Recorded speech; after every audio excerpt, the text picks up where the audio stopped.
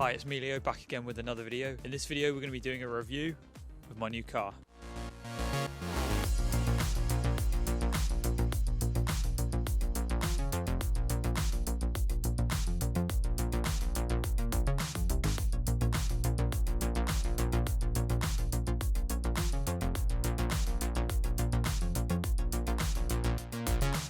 So I finally get a day off work and it decides to snow. So about a month ago I picked up this BMW F32 as my daily driver, and I've been driving this car about 300 miles a week. So in this video I'm going to give my thoughts on my BMW F32, whether or not I would recommend it as a daily driver, what I like about it, what I don't like so much about it. Let's go on with it. So if you do end up enjoying this video, be sure to hit that subscribe button. We're on the road to 2,000 subscribers, which is absolutely insane. So yeah, we're going to aim for 20 likes on this video. Let's go on with it. That was not worth it. So here we have a BMW F32 that, as I just said, I bought about a month ago and has financially crippled me. But hear me out, I'm going to explain to you why it was worth it. Alright, so to be fair, I went with a diesel engine because BMW is known for making pretty good diesel engines. Have a listen to the tractor again. What do you have to say about this? So this isn't even an M car, and it outputs 260 brake horsepower, which isn't like a crazy large number like 500 or 600 horsepower, but it's enough to spin up the back wheels if you want to. So like pretty much all BMWs that aren't X-Drive, except the new 1 Series. Oh my god, bro. Oh, hell. This is a rear-wheel drive car, so it means all the power comes from the rear wheels. That's pretty sporty. I end up having to leave traction control on because I don't trust those back wheels. So we're now going to take this car for a drive and have a little bit of a chat about it.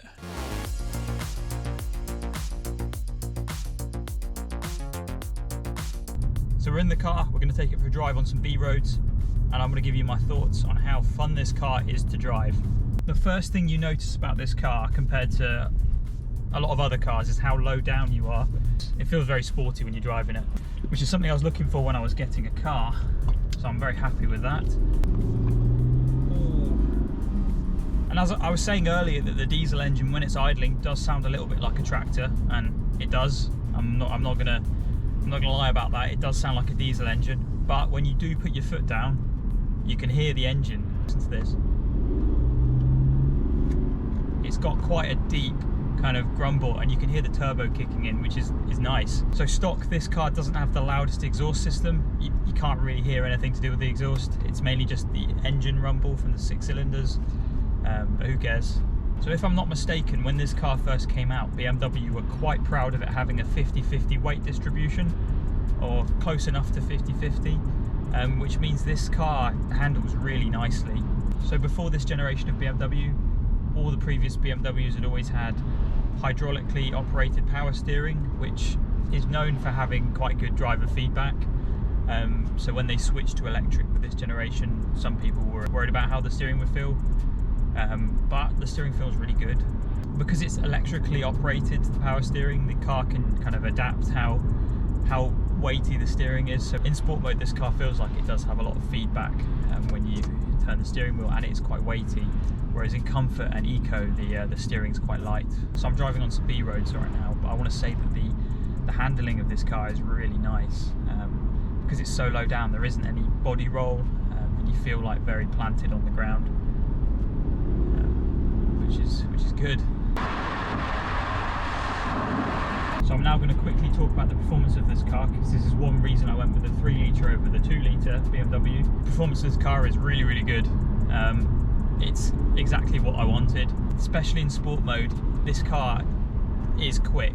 You are able to safely overtake other cars very easily, and I've not really been in a situation where I've wished this car had more power.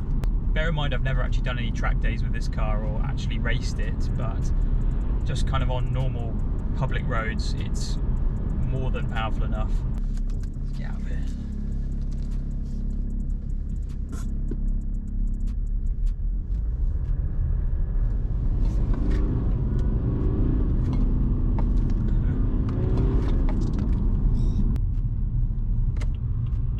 Not only is this car rapid, it's also a very comfortable place to be. Let's get back onto the road.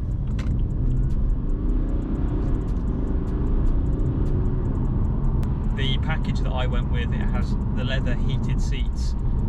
It's got like dual zone climate control, everything you'd expect. It's also got the Harman and Kardon sound system, so when you're listening to your tunes, it actually sounds very nice. Yeah, it's just a very comfortable place to be, and especially with the automatic gearbox. So I'm just going to park this car up, but this does bring me on to one of the slight negatives of owning this car compared to a small hatchback, is the rear visibility. So this car's fine, I can see through the rear mirror, but it's not great. Yeah, it's quite a small sloped rear window that doesn't have a window wiper, which in an area where I live, where it's actually pretty muddy and it rains a lot, isn't ideal. 50% of the time I can't even properly see out the back of this car. It's a bit annoying, especially when you have to reverse down tight lanes. So that's probably one of the negatives of this car.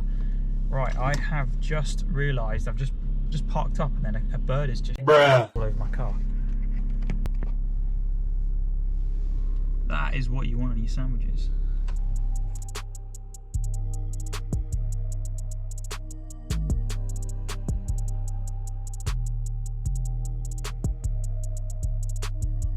Alright, so it's sad, it's already started getting dark and it's only 2 in the afternoon, but we're going to quickly do a walk around of this car. Alright, so this car is a coupe, or a coupe, meaning that it only has 2 doors. So as you can see, there's no back door, which some people might not like, but if you're only ever going to be carrying 1 or 2 passengers, then that's absolutely fine. So a cool feature about the 4 Series is that it has rimless glass around the doors, which is very nice. So here we are. They're a little bit dirty, but we have the 19-inch M Sport alloys.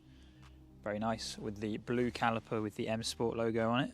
This car originally came with silver badges. I have put a black 430D badge on. This car also has an aftermarket spoiler. On the back we've got our rear parking sensors, and this car only has 2 exhaust pipes. Let's have a look in the boot.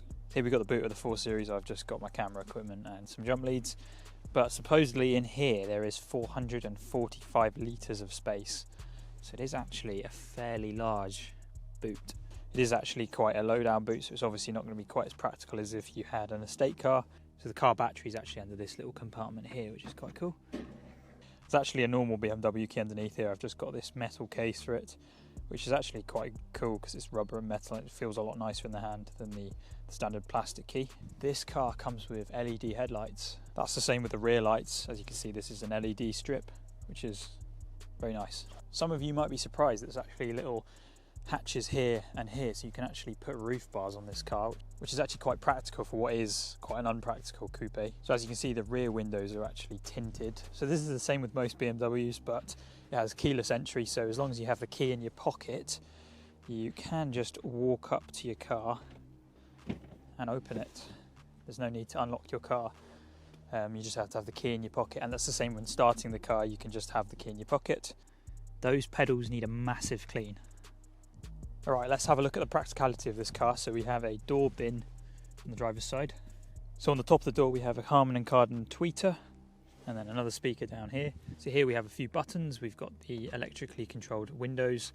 So yeah, this button here you can press and the wing mirrors fold out, and you can press it again to fold them back in. But we're going to leave them out.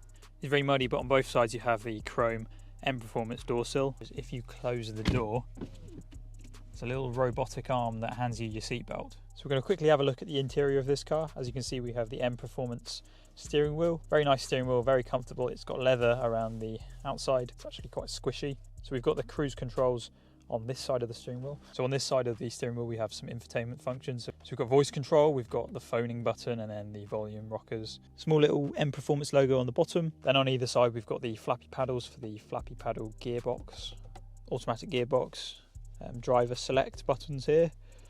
You can turn off traction control and stability control with this button.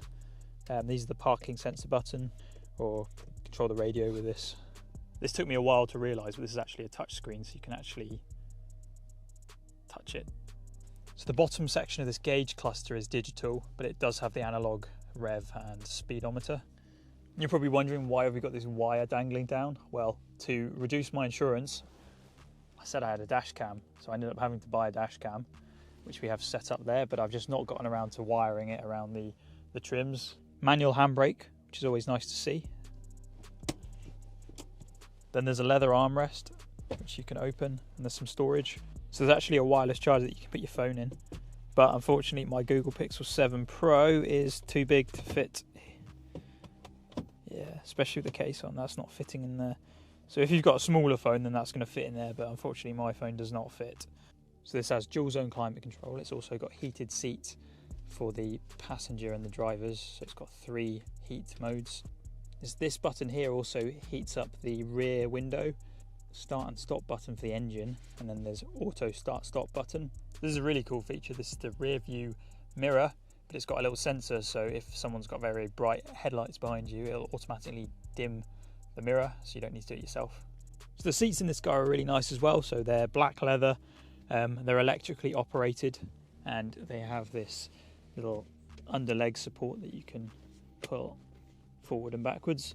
So this is the rear passenger space. So unfortunately this car can only carry 4 people, 2 rear passengers. There isn't actually a middle seat. So hopefully you've enjoyed this little quick overview of the BMW 432. We're going to be doing a load more videos with this car on this channel, may even modify it. So be sure to stay tuned for that. And if you have enjoyed, consider subscribing, because I don't even know what I do. I do car videos and tech videos, so you may enjoy some of my other videos. So yeah, I'll see everyone in my next video.